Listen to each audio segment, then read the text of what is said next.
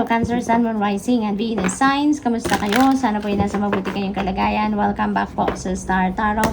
Kung bago kayo rito, welcome din kayo. Thank you sa inyong support. I truly appreciate it. God bless you all. Tignan natin ang mga messages ninyo, Cancer, for today. We have the Magician energy. Napakaganda. You are taking action. You are on the go. Dito, may mga plano kayo dito. May mga iniisip kayo na maaaring bagong endeavor, maaaring gano'n, or maybe, bagong plano about something, in different areas of life. And before, you may be procrastinating, before maybe nasa planning stage pa kayo, yung gano'n. Pero ngayon, you are getting on your feet and you're going to spread your wings and you're going to fly high, Cancer. So, napakagandang ito, napakaganda ng energy nito because magsisimula na kayong isa katuparan, ang inyong mga pangarap, ang inyong mga goals dito, ang inyong mga plano.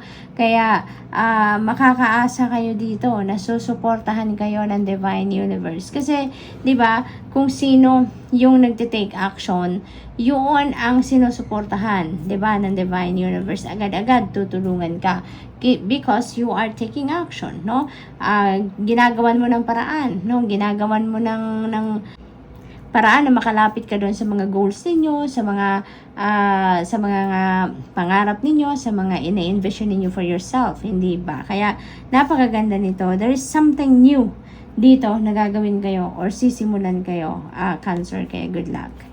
We have 9 of Pentacles. Beautiful, beautiful. Napaka-swerte din niya pagdating sa kaperahan. Kasi this is the period wherein you're going to experience financial comfort. Finally, pagtatrabaho ninyo, pagtsatsaga ninyo, pagsisipag ninyo, you are going to receive the fruit of your hard work. You are going to receive the fruit of your labor na sa ngayon. Kaya may experience mo na din ngayon yung financial freedom, prosperity, and abundance, At entitled kayo din, i-celebrate din yan, Cancer, Dahil pinagtiyagaan mo yan, blood and sweat ang binuhos mo dyan. Kaya entitled ka dyan na i-enjoy mo muna. Mag-step back ka muna ng kahit saglit lang doon sa inyong pagtatrabaho, sa pagpapakabisi, and i-enjoy mo to. I-enjoy mo yung success na to, yung financial success na to, because you deserve it, What else? We have Tower energy. There is, divine intervention. There is divine intervention. At yung divine intervention na to, kung ano man ang event na mangyayari dito. Kasi, surprising event ito, Cancer, hindi mo to mapagpaplanuhan. Hindi mo to mapaghahandaan. Because this is, sudden change, sudden change. Meron ditong surprise element ang sitwasyon na to. Now, whatever this is, na maaring sa trabaho ito, maaring pagbabago sa trabaho, sa karera, sa relationship, sa negosyo, or in any other areas, there is going to be a sudden change na mangyayari dyan. At, you know what, even though bigla-biglang mangyayari yan, even though bigla-biglang parang babaliktad ang mundo ninyo dito for some of you, Cancer, you know what? Sa una lang ang discomfort dyan. Sa una lang kayo magugulat, mawiwindang, magkakaroon ng discomfort for some of you, lalo-lalo na yung hindi sanay sa mga changes, yung hindi sanay na merong nagbabago, 'di ba? Doon ka lang mawiwindang. Sa una lang yan. But at the end of the day, kapag nakapag-settle ka na, kapag nakarating ka na doon sa lugar or sa punto, ng buhay ninyo na kailangan makarating ka doon sa isang sitwasyon na where you need to be at this time, ipagpapasalamat mo kung ano ang nangyari, Kung ano man ang event na to na mangyayari, ipagpapasalamat mo yan at the end of the day. It's because that is where you need to be at this time, Cancer? At idadalhin ka ng Divine Universe dito doon sa lugar where you will be in alignment with your purpose, where you will be in alignment with your destiny. Kaya talagang magiging masayang-masaya ka din dito, Kapag nakarating ka na sa kung saan ka man dapat makarating, Kapag na-realize mo na ang lahat-lahat ng nangyari,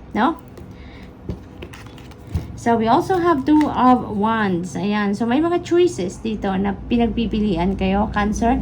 Maring may mga iba't ibang opportunities dito na lumalapit sa inyo ngayon. That could be in support with the Magician energy, no? Maring kung ano man ang mga gagawin ninyo ngayon, sisimulan ninyo.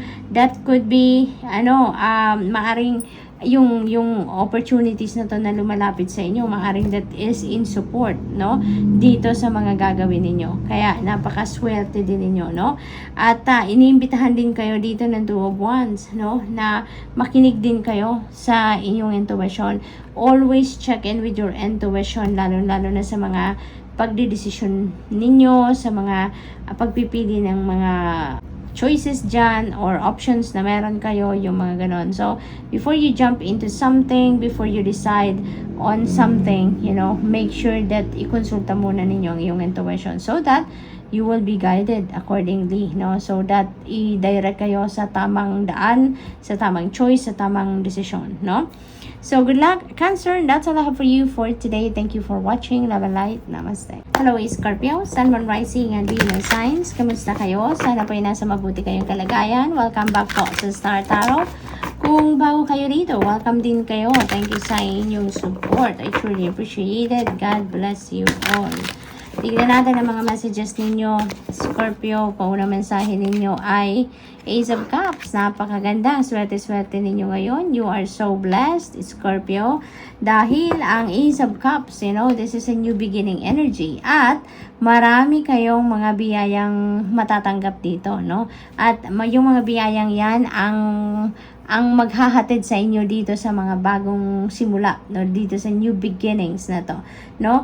And depende 'yon, depende sa inyong sitwasyon, depende sa parating na biyaya, no, sa inyo.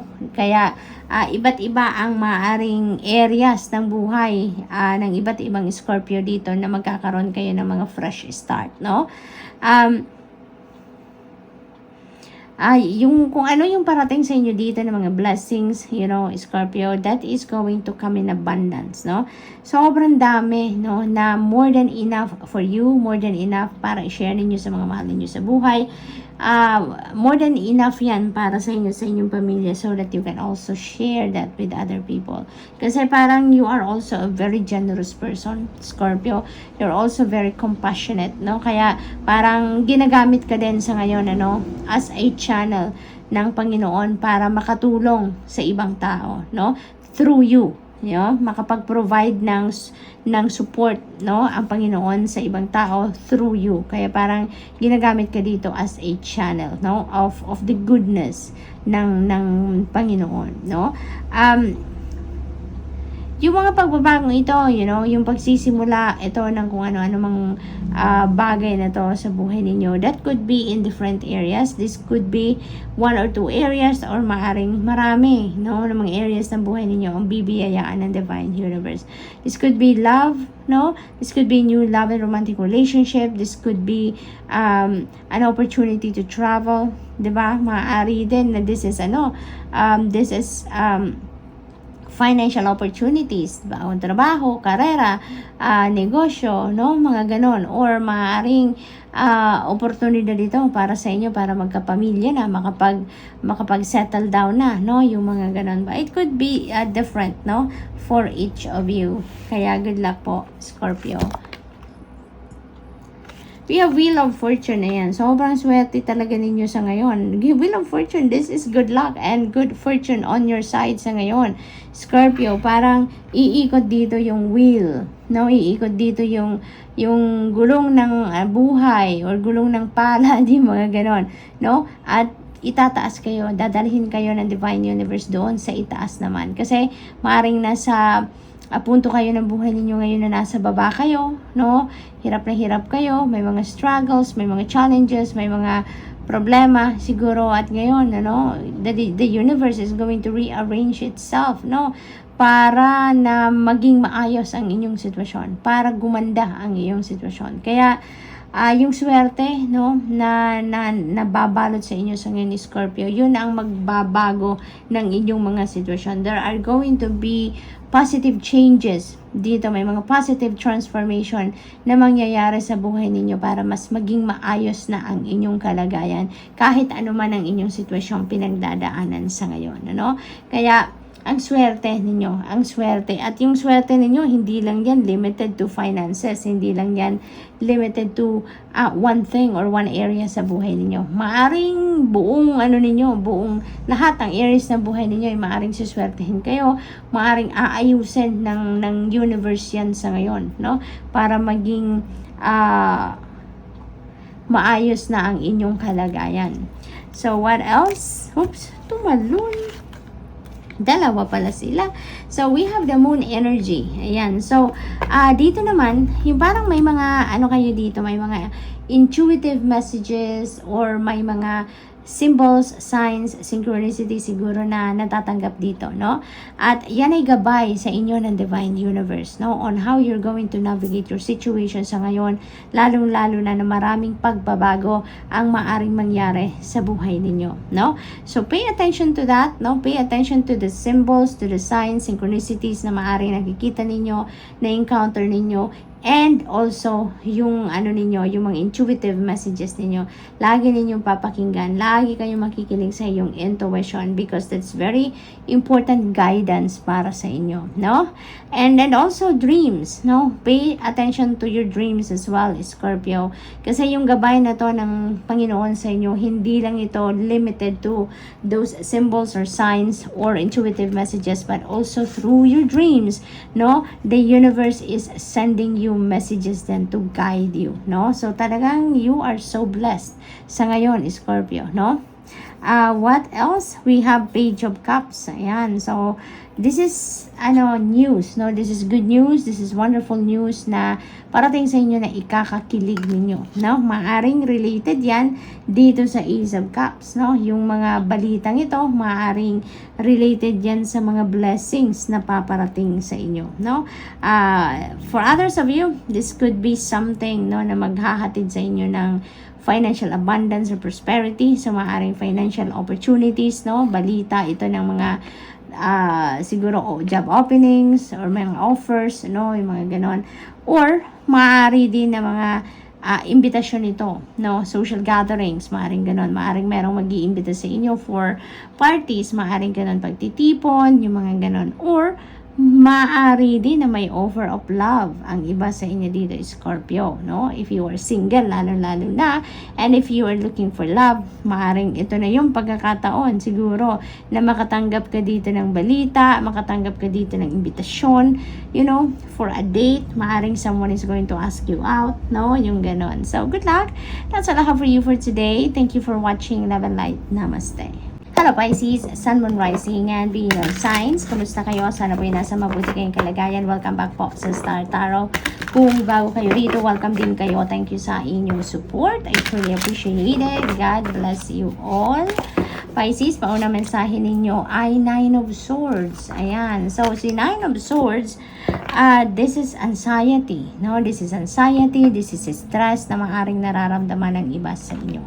Maaring meron kayong problema mismo, no, na existing na problema, or maaring this is anticipation of what might happen, or kung anticipation ng kung ano ang maaring maging problema, no? So maaring gano'n ang sitwasyon ng iba sa inyo, depende sa ganap, no, sa buhay ninyo. Ang hindi lang dito maganda, Pisces, kasi ang iba siguro sa inyo nagigising even in the middle of the night, no? Dahil ginigising kayo ng stress, ginigising kayo ng anxiety, no? Maaring ganoon. Kaya that's not really good kasi hindi yan makakatulong sa inyong sitwasyon. Unang-una, yung katawan ninyo, yung kalusugan ninyo, that is not going to be a good thing, 'di ba? Kasi yung stress, nako, ang dami-daming epekto na hindi maganda sa katawan ang stress, hindi ba? Kaya as much as possible, think about something. Kung talagang meron kayong problema dito, no? Think about na lang kung ano yung makakatulong sa inyong problema. Ano yung magagawa ninyo para makaalis kayo sa sitwasyon na yan, or kung ano yung magagawa ninyo para mabago ang inyong sitwasyon for the better, no? So, doon na lang tayo mag-focus, no? Instead of focusing on what is the problem, no? Kasi alam nyo na kung anong problema dito, alam nyo na kung ano yung nagpapasakit ng ulo ninyo. So doon na tayo mag-move forward tayo, no? Mag-change direction na tayo. Tumingin na tayo sa mga bagay na kailangan nating gawin. Ano yung mga bagay na kailangan nating gawin para masolusyonan ng problema natin, 'di ba? Parang ano na tayo, doon tayo sa positive aspect, no, ng inyong sitwasyon, okay? Para hindi na kayo mamroblema, no? At saka, pag nakapag-isip na kayo, nag-iisip kayo ng kung ano maging solusyon, maybe may makakausap din kayo dito, no? Maybe you might reach out to other people dito to ask for help, to ask for advice, to ask for guidance, hindi ba, no? Pisces, at mas makakagaan-gaan din yan sa inyong kalooban. We have justice energy. You're getting what you deserve dito, Pisces. You're getting what you deserve. Kung ano para sa'yo, kung ano ang deserve mo, yan ang mapupunta sa'yo. And also, yung justice energy, this is also, karma, no? This is also about karma. Kaya kung ano yung pinut out ninyo into the universe in the past, that is exactly, no? Yun din ang energy na babalik sa inyo sa ngayon, ano? For others of you naman dito, Pisces, maaaring meron din kayong pinaglalaban sa korte, maaaring meron kayong mga issue siguro na pinaabot nyo na sa korte, maaaring ganon. Maaaring yun ang dahilan ng inyong hindi kayo nakakatulog, hindi kayo nakakakain, hindi kayo nakakapag-focus, nagkakaroon na kayo ng stress, maybe because of that, no? Sa pinaglalaban ninyo sa korte, maaring yan ang dahilan, ano? Kaya kayo isip ng isip, no? Namumroblema kayo. But you know what, Pisces, kapag ang justice energy lumabas sa inyong reading at meron kayong mga legal matters na inasikaso, nagsisignify lang yan na maaaring malapit na yung desisyon ng korte doon sa kung ano man ang inyong pinaglalaban. At saka, you can expect, no, that yung magiging decision will be in your favor, no?